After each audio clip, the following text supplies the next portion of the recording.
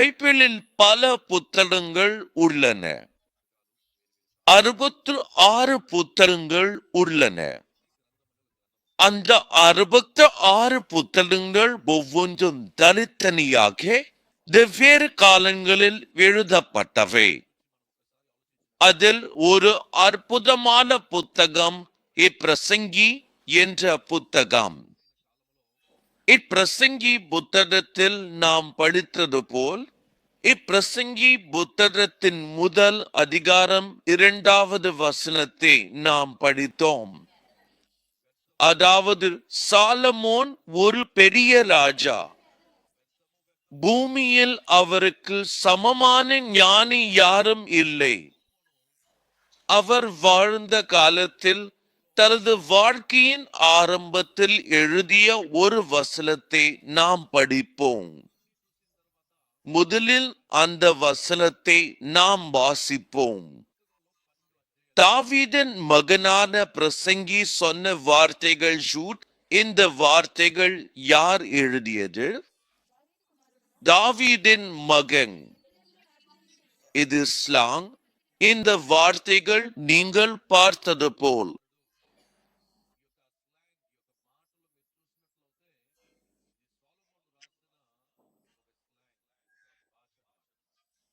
இங்கே நாம் பார்த்தது போல் இங்கே சாலமோன் சொன்னது என்னவென்றால் வெற்று வெற்று எல்லாம் வெற்றுதான் என்று. எல்லோரும் சொல்லுங்கள், வெற்று வெற்று எல்லாம் வெற்றியூர். நான் ஹாஸ்பிட்டலில் இருந்தபோது எனக்கு இப்படித்தான் தோன்றியது. எனக்கே வெற்று வெற்று என்று உணர்ந்தேன். சில சமயங்களில் நம் வாழ்க்கையில் நாம் ஆழமான அனுபவங்களை அனுபவிக்கும் போது இப்படிப்பட்ட உணர்வுகள் நம்மை ஆட்கொள்கின்றன. Greek time 05S. இங்கே நாம் பார்த்தது போல் இங்கே சாலமோன் சொன்னது என்னவென்றால் வெற்று வெற்று எல்லாம் வெற்றுதான் என்று. எல்லோரும் சொல்லுங்கள், வெற்று வெற்று எல்லாம் வெற்றியூட். நான் ஹாஸ்பிட்டலில் இருந்தபோது எனக்கு இப்படித்தான் தோன்றியது. எனக்கே வெற்று வெற்று என்று உணர்ந்தேன். சில சமயங்களில் நம் வாழ்க்கையில் நாம் ஆழமான அனுபவங்களை அனுபவிக்கும் போது இப்படிப்பட்ட உணர்வுகள் நம்மை ஆட்கொள்கின்றன. இம்மாச்சலை கணக்கும் போது இன்னும் இருள் இருக்கும். அப்புறம் போக முடியாது, அருகில் போக முடியாது, அப்புறம் போக முடியாத நிலை. எதுவும் நடக்கவில்லை, வெளிச்சம் வரவில்லை, மனதில் குழப்பம்.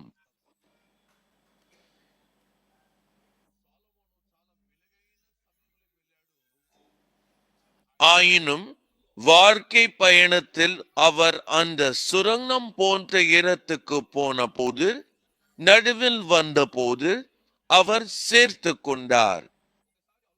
Break time 05S.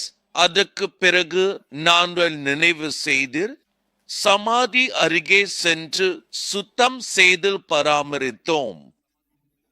Break time 05S. நாங்கள் அத்தனை காலமும் அத்தனை புல்லும் அத்தனை புகைப்படமும் தப்தபோன் புகைப்படம் எடுக்கிறார்கள். Greek time 05S. புகைப்படம் எடுத்தால் கேமரா கேமரா மொபைல் என்று எல்லாம் சொல்கிறார்கள்.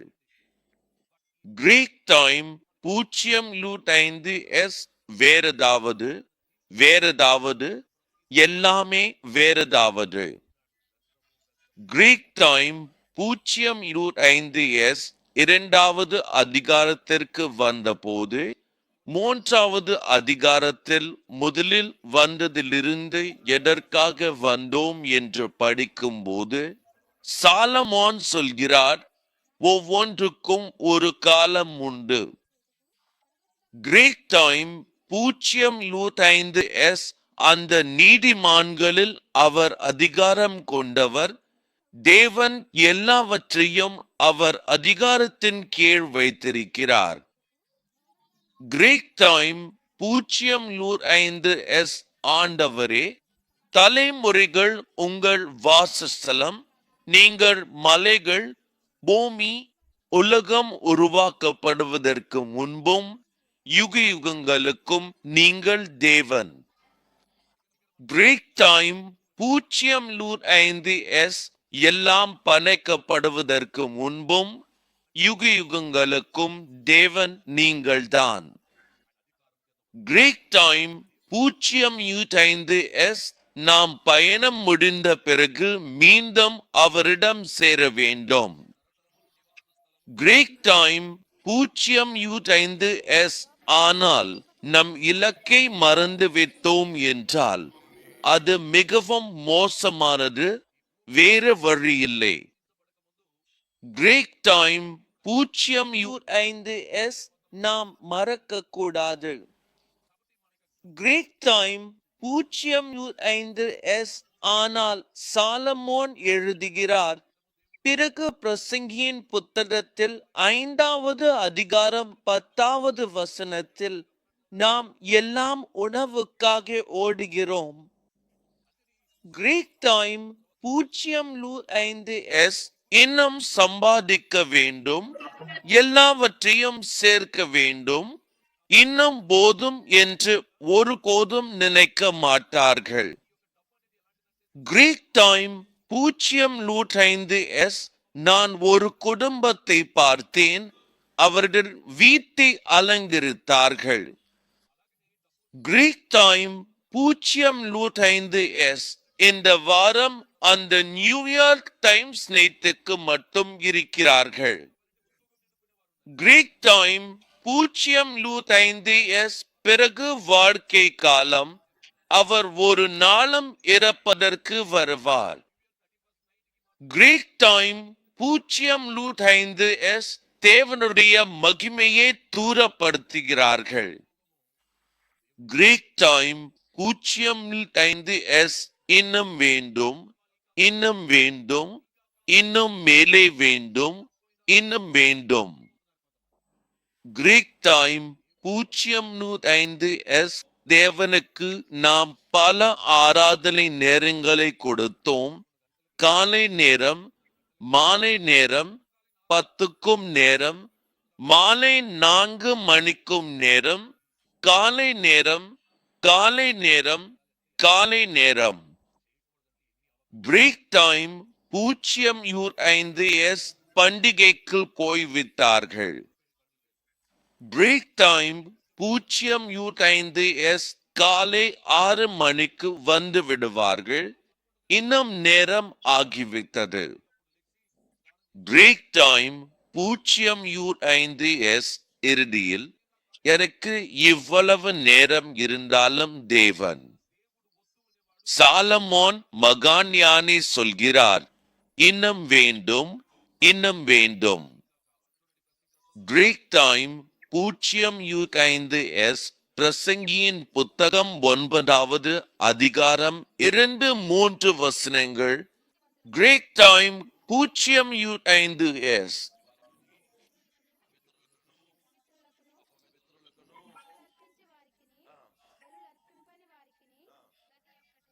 முடிவு ஒன்றே என்று சாலமோன் சொல்கிறார்.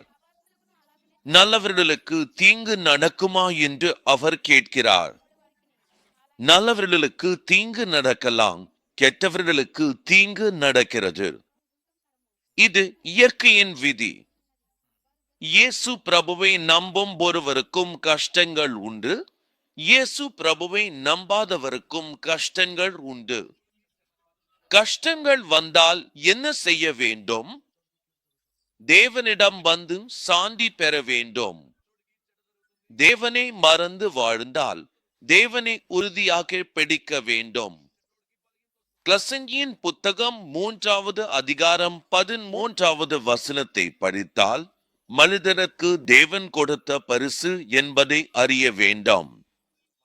தேவன் கொடுத்த பரிசு இந்த நாளை சந்தோஷமாக அனுபவிப்பதே. இன்று நாம் சந்தோஷமாக இருக்கிறோம் என்றால் அது தேவன் கொடுக்க பரிசு. இன்று நீ ஆரோக்கியமாக இருக்கிறாய் என்றால் அதற்கு காரணம் தேவன் கொடுத்த பரிசு. சண்டை செய்வது அல்ல, சண்டை போடுவது அல்ல, மற்றவர்களை வருத்துவது அல்ல, மற்றவர்களை அவமதிப்பது அல்ல, யாருக்கு எப்படி நடந்து கொள்வது.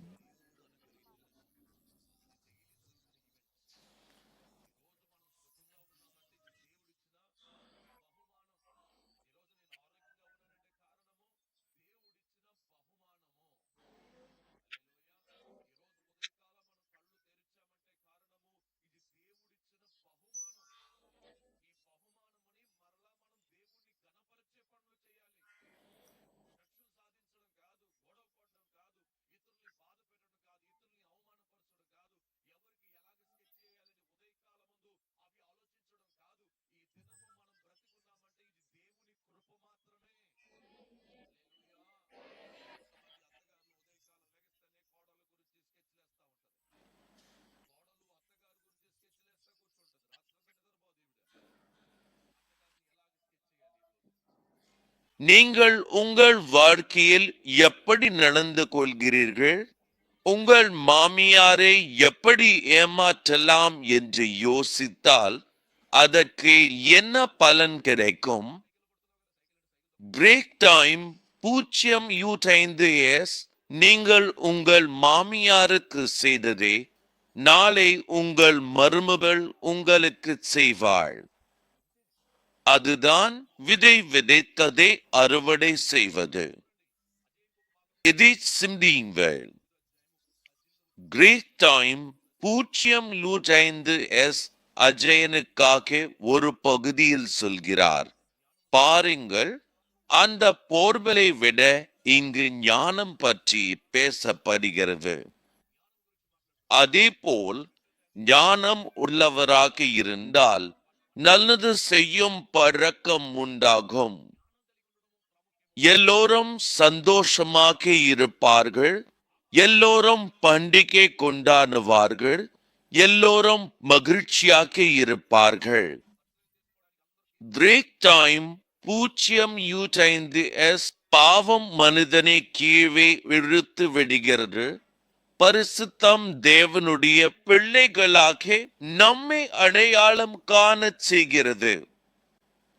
இதுதான் நல்லதை செய்யாமல் தவறாக செய்வது பாவம். கிரேக் டைம் 0.5s மேலும் இந்த விஷயங்களை ஆழமாக புரிந்து கொள்வது மிகவும் அவசியம். அதன் பிறகு சாலமோன் மற்றும் சப்பிரீரும் ஆழ்ந்து யோசித்து பாருங்கள். அவர்களின் ஞானத்தின் உச்சியில் அறிவில் ஏன் அவர்களுக்கு உலகியல் விருப்பம் இல்லை என்று பாருங்கள். சர்வ வல்லமையுள்ள தேவனுக்கே நீங்கள் உங்கள் இதயத்தின் ஆழத்திலிருந்து நினைத்ததே தேவனிடம் உண்மையான பக்தியுடன் வேண்டி பிரார்த்தனை செய்த போது உங்கள் வாழ்க்கையில் ஒவ்வொரு அடியிலும் தேவனிடம் முழு நம்பிக்கையுடன் வேண்டி பிரார்த்தனை செய்த போது நாம் எல்லாம் சாதாரணமாக தேவனிடம் நான் இதை வேண்டும் என்று கோடி கோடியாக, அதாவது 100 கோடி ரூபாய்கள் கேட்டார் என்ன ஆகும்? அது வெறும் உலகியல் ஆசையாக மட்டுமே இருக்கும். ஆனால் சாலமோன் ஞானத்தை மட்டுமே கேட்டார், அதுவே அவருக்கு எல்லாவற்றையும் பெற்று தந்தது. சப்பிரீரும் அதே போல ஞானத்தின் பாதையில் பயணித்தார். அவர்களின் வாழ்க்கை நமக்கு ஒரு சிறந்த பாடத்தை கற்றுக் கொடுக்கிறது. அது நிச்சயமாக திரும்பி வராது அல்லவா? அது ஒருபோதும் மறக்கப்படுவதில்லை என்பதால் நாம் தேவனுடைய வார்த்தையை பின்பற்ற வேண்டும். பரிசுத்த கிரந்தம் குறிப்பாக 12வது அதிகாரம் 13வது வசனம் தெளிவாக சொல்கிறது, நாம் தேவனுடைய கட்டளைகளை முழுமையாக ஏற்க வேண்டும். மனித வாழ்க்கையில் செய்ய வேண்டிய இரண்டு மிக முக்கியமான விஷயங்கள் உள்ளன. ஒன்று, நாம் தேவனில் முழு நம்பிக்கை வைக்க வேண்டும்.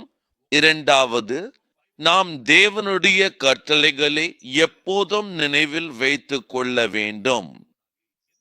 நாம் உண்மையாக விசுவாசிக்க வேண்டியது அவருடைய கட்டளைகளை எப்போதும் நினைவில் வைத்துக் கொள்வதுதான்.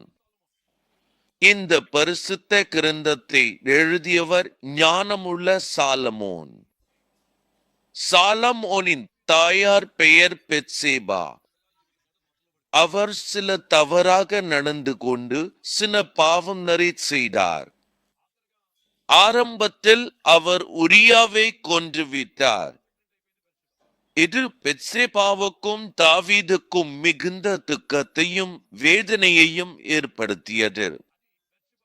அதன் பிறகு நாம் பைபிளில் பார்க்கும்போது 2 சாமுவேல் கிரந்தம் 12வது அதிகாரம் 24வது வசனத்தில் தாவீது தனது மகனுக்கு சாலமோன் என்று பெயர் வைத்தார். கர்த்தர் அவரை மிகவும் நேசித்தார். நாதான் என்ற தீர்க்கதரிசி அவரிடம் வந்து அவருக்கு எதித்யா என்று பெயர் சூட்டினார். ஒரு முருகிய குடும்பம், ஒரு முருகிய வாழ்க்கை. இதற்கு பிறகு ஒரு புதிய ஆரம்பம், ஒரு புதிய அத்தியாயம்.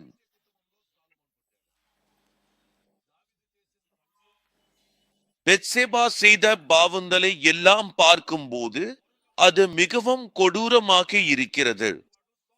இப்படிப்பட்ட கொடூரமான செயல்களுக்கு உடனே தேவன் நாதானை அனுப்பினார். அவர் எதித்யா என்று பெயர் சூட்டுங்கள் என்று சொன்னார்.